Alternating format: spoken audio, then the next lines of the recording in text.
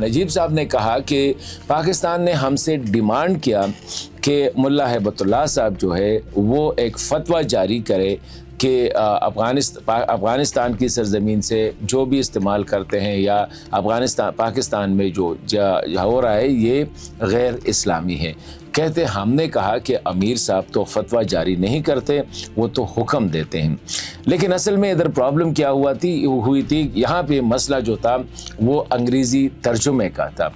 Pakistani delegates نے demand کیا ہے کہ انگریزی میں شاید بات کی ہوگی کہ امیر صاحب ایک ایڈیکٹ ایشو کرے۔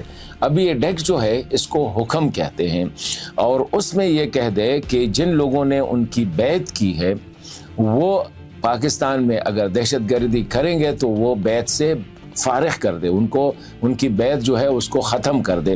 ایک یہ کہا تھا، اور حکم دے کہ افغانستان کی سرزمین سے پاکستان میں جو بھی جہاد کے نام پہ جو یہ جنگ کر رہا ہے یہ حکم دے کہ یہ غیر اسلامی ہے۔ فتوے کی ڈیمانڈ نہیں کی، لیکن نجیب صاحب نے اس کو فتوے کا رنگ دیا ہے۔